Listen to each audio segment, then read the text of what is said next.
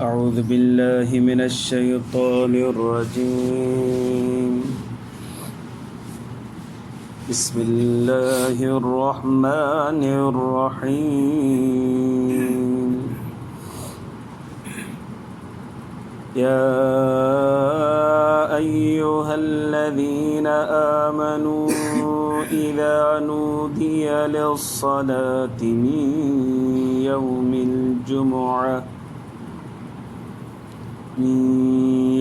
الجمعة فاسعوا إلى ذكر الله وذروا البيع ذلكم خير لكم إن كنتم تعلمون. درود شریف پڑھو. اللهم صل على سيدنا محمد وعلى آل سيدنا.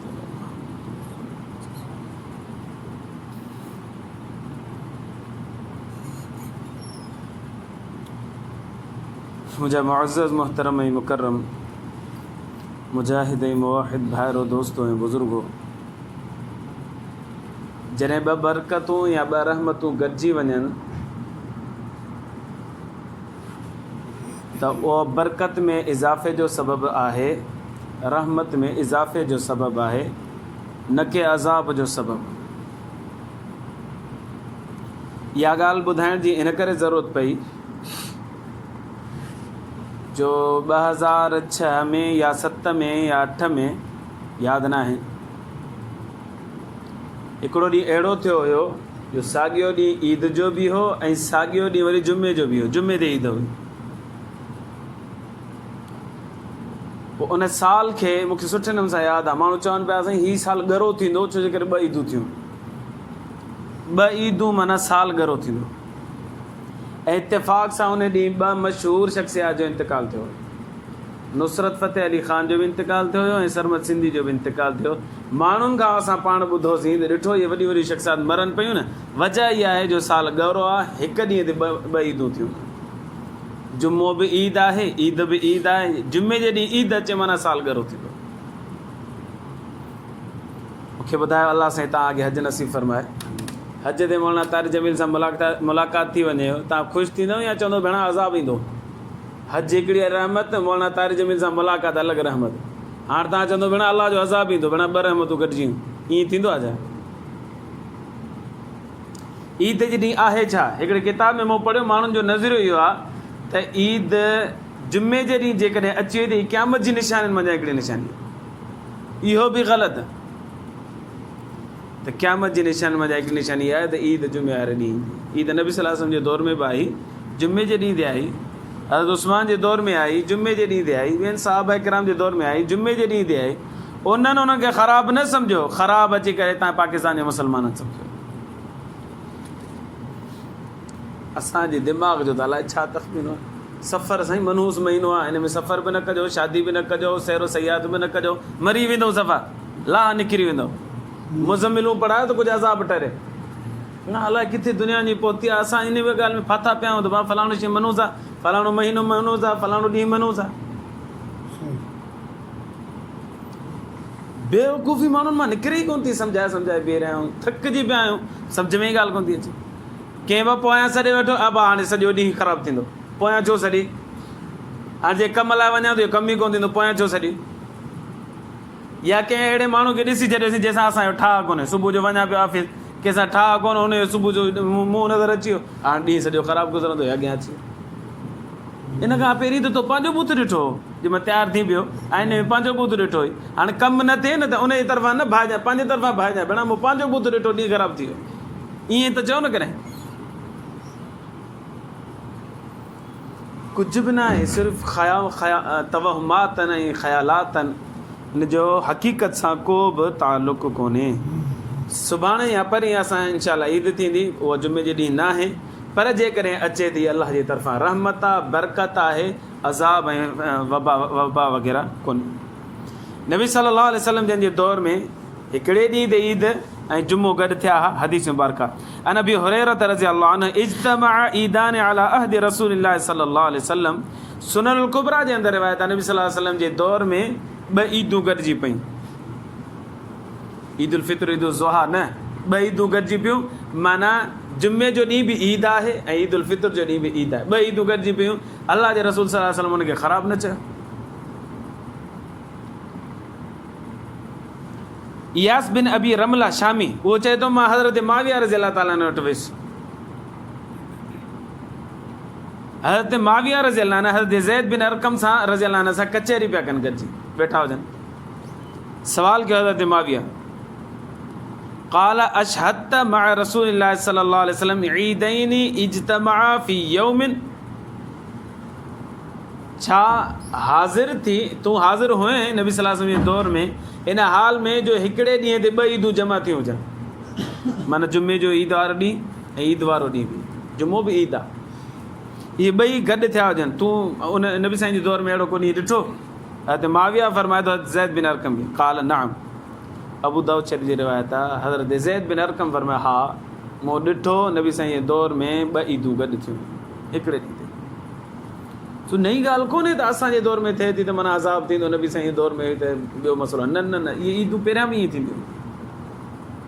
हज़रत उस्मान रज़ी अल्लाह ताला जे दौर में थियो। क़ाल अब्दुर्रहमान बिन औफ रज़ी अल्लाह अन्हु फरमाए थो शहीद उस्मान फी यौमिन फी फित्रिन व यौम जुमअतिन बदा बिस्सलाति क़ब्ल अल-खुतबति। हज़रत अब्दुर्रहमान बिन औफ रज़ी अल्लाह अन्हु फरमाए थो हज़रत उस्मान गनी रज़ी अल्लाह जे दौर जे अंदरि ईद जो ॾींहुं ऐं यौम फित्र जो ॾींहुं ॿई गॾु थी विया। निमाज़ पहिरियां पढ़ायूं, पोइ ख़ुतबो ॾिनऊं। फ़क़ाल ऐं फरमायो, हज़रत उस्मान ख़ुतबे में फरमायो, इन हाज़ैनि ईदानि इज्तमअ फी यौमिन, अॼु ॿ ईदूं गॾु थी वियूं आहिनि हिकिड़े ॾींहं ते। ईद उल फित्र जो ॾींहुं बि ईद जो ॾींहुं आहे ऐं जुमे जो ॾींहुं बि ईद जो ॾींहुं आहे। फरमायो तव्हांखे मुबारक हुजे, हिकिड़े ॾींहं ते ॿ ईदूं गॾु थी वियूं आहिनि। हज़रत अली रज़ी अल्लाह ताला जे दौर में बि ईअं थियो, पर ॾिसो हिनखे बुरो नथा चवनि, ओॾी महिल त तसवुर ई कोन माण्हुनि जो, बुराई बुराई जो त वज़ाहत करे छॾनि, बाबा बि ग़लति ॻाल्हि कोन्हे, सही ॻाल्हि आहे। हज़रत अली रज़ी अल्लाह जे दौर में बि ईअं थियो। क़ाल इज्तमअ ईदानि अला अहद अली रज़ी अल्लाह ताला अन्हु, अब्दुर्रहमान बिन औफ रज़ी अल्लाह अन्हु फरमाइंदा हज़रत अली साईं जे दौर में बि ॿ ईदूं गॾु थियूं, जुमे जो ॾींहुं ऐं ईद उल फित्र जो ॾींहुं। अब्दुल्ला बिन ज़ुबैर जे दौर में बि ईअं थियो। अन अताइन क़ाल इज्तमअ यौम जुमअतिन व यौम फित्रिन अला अहद इब्न ज़ुबैर, ई सहाबा किराम जो दौर आहे। ईद उल फित्र जो ॾींहुं ऐं जुमे जो ॾींहुं हिकिड़े ॾींहं ते थिया। उमर बिन अब्दुल अज़ीज़, ही सहाबी न हो पर ताबई हो, 2 साल हिन हुकूमत कई, 99 हिजरी ऐं 100 हिजरी, ऐं कमाल जी हुकूमत कई, इंसाफ़ क़ाइमु कयईं। इब्राहिम बिन उक़बा फरमाए थो क़ाल समिअतु उमर बिन अब्दुल अज़ीज़ यख़्तुबु ईदैनि इज्तमअ, यख़्तुबु ईदैनि इज्तमअ। इब्राहिम बिन उक़बा चए थो त ईद जे ॾींहुं हुन ख़ुतबो ॾिनो उमर बिन अब्दुल अज़ीज़ ऐं फरमायो त अॼोके ॾींहं ते ॿई ईदूं गॾु थी वियूं आहिनि, पर उन्हनि खे बुरो नथा चवनि। ओॾी महिल पाकिस्तान ठहियो हुजे शायदि हिनखे चओ न माण्हू, पाकिस्तान ठहियो इलाही देरि सां। हज्जाज बिन यूसुफ वारो ज़ालिम बादशाह गुज़रिया, हुन जे दौर में बि ईअं थियो, 1000 सहाबा किराम खे हिन शहीद कयो। इज्तमअ ईदानि फी यौमिन, उन जे दौर में बि हिकिड़े ॾींहं ते ॿ ईदूं थियूं, ईद उल फित्र ऐं जुमे जो ॾींहुं। इहे त थी आदबा साहब नबी सल्लल्लाहु अलैहि वसल्लम ऐं सहाबा किराम जे दौर में हिकिड़े ॾींहं ते इहे ॿ ॾींहं गॾिजी विया हा। भला हिननि खे कंहिं बरकत ऐं ख़ैर जो बि चयो आहे या नाहे चयो?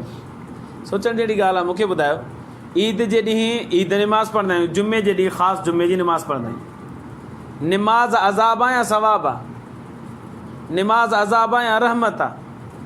जुमे जो ॾींहुं ऐं ईद जो ॾींहुं ॿ गॾिजी वियूं त ॿ निमाज़ूं असां पढ़ंदासीं, हिकिड़ी ईद जी निमाज़ पढ़ंदासीं, हिकिड़ी जुमे जी निमाज़ पढ़ंदासीं। त ईद जी निमाज़ बि रहमत आहे, जुमे जी निमाज़ बि रहमत आहे।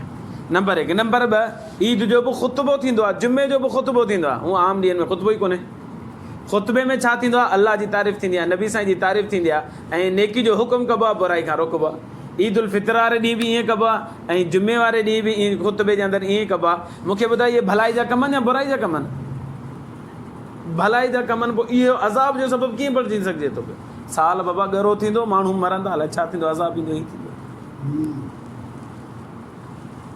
अल्लाह जे रसूल सल्लल्लाहु अलैहि वसल्लम जन फरमाया ईद जेकॾहिं जुमे जे ॾींहुं अचे त इहो ख़ैर आहे।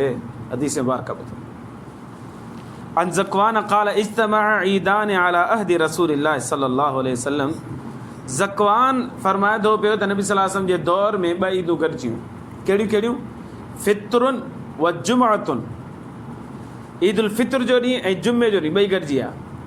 पर शायदि हुन खां ॻाल्हि विसरी, चए थो औ मूंखे यादि कोन्हे या हीअं औ अज़हा व जुमअतुन, या ईद ज़ुहा जो ॾींहुं हुयो या जुमे जो ॾींहुं। इन ॿिन्ही मञा क्या हिकिड़ी ईद हुई, जुमो हुन सां गॾु हुयो। नबी साईं जे दौर में ईअं थियो। क़ाल इहो रावी चए थो फ़ख़रज नबी सल्लल्लाहु अलैहि वसल्लम। साईं जन आया फ़क़ाल, साईं जन माण्हुनि खे फरमायो, साहब किरम, इन्नकुम क़द असबतुम ज़िक्रम व ख़ैरा, तहक़ीक़ तव्हां पहुता आहियो नसीहत खे ऐं ख़ैर खे। साईं जन फरमायो जुमे जो ॾींहुं ऐं ईद जो ॾींहुं ॿई गॾिजी विया आहिनि। इहो तव्हांजे लाइ नसीहत बि आहे ऐं तव्हांजे लाइ ख़ैर बि आहे।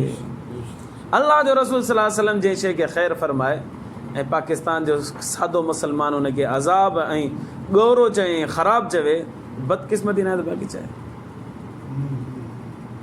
मुसन्नफ़ इब्न अबी शैबा जी रिवायत है।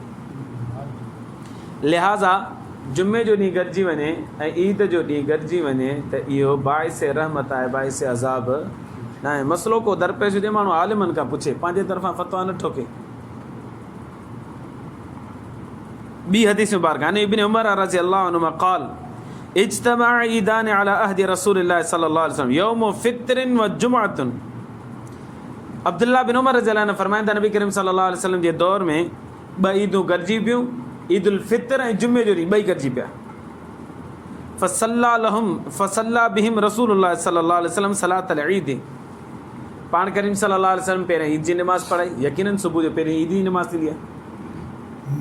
थुम्म अक़बल अलैहिम बिवजहिही, पोइ साईं जन ख़ुतबो ॾिनो, सहाबा किराम सां मुतवज्जे थिया।